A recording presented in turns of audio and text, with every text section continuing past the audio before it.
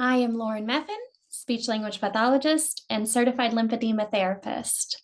So, one of the questions that we will often be asked as speech pathologists and by other facilities is, how does billing look for a speech pathologist to treat a lymphedema patient?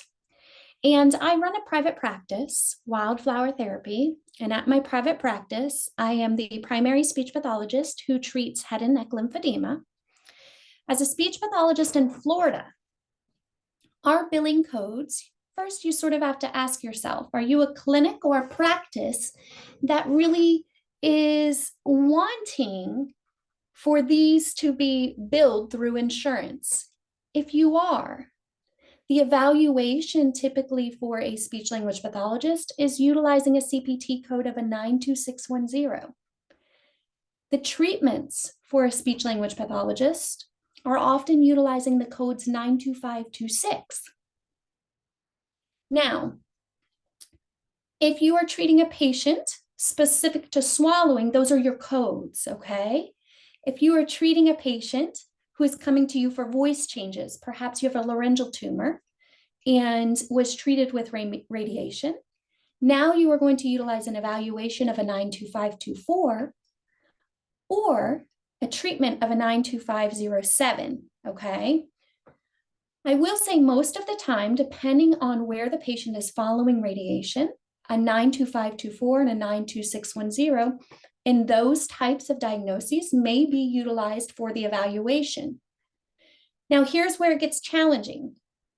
We as speech pathologists in Florida are not manual billers, meaning we cannot bill for our massage work. So most of my treatments are working and I am completing complete decongestive therapy, manual therapy with my patient. And those treatments are working to improve the swallowing or the voice function. So we are really treating as a means to an end. My session may include additional intervention, which typically is dysphagia therapy or swallowing therapy. It may include voice therapy, and it will include additional exercises, not only complete decongestive therapy.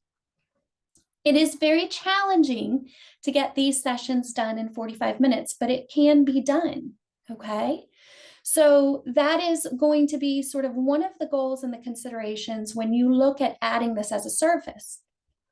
Do you, as the speech pathologist, continue to treat dysphagia, knowing that you are not reimbursed more money for adding lymphedema? Or does your practice continue to allow the occupational therapist and the physical therapist to bill for those 97140's manual treatments that we as speech pathologists cannot bill for and be reimbursed for? And then those patients come to you.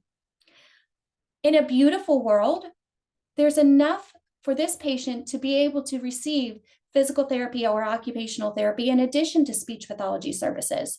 So perhaps the patient undergoes manual therapy first, complete decongestive with the PT or OT, and then comes over to the speech pathologist for them to be able to do their swallowing intervention or voice interventions, okay? So it can be rather tricky when setting up and deciding, how am I reimbursed as a clinic and how much time do I allow my therapist with? I don't feel that 30 minutes is feasible for the lymphedema patient and the dysphagia patient in terms of being able to run a clinic and be reimbursed is very challenging. But first and foremost, patient care comes first. 45 minutes is pushing it. 60 minutes is amazing and ideal. And when you look at those evaluations, you are considering many factors in terms of compression, in terms of garment use, in terms of complete skin care, all of the factors of CDT. And hopefully with these patients, you are actually teaching them how to do things themselves. I hope that helps for billing and for reimbursement.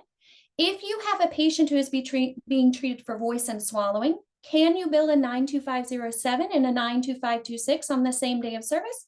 Yes. Does it mean you'll be reimbursed? No, that's a different story for a different insurance plan and very specific to the plan. I hope that was helpful. Continue to follow our cheat sheets as we work through these challenging billing questions.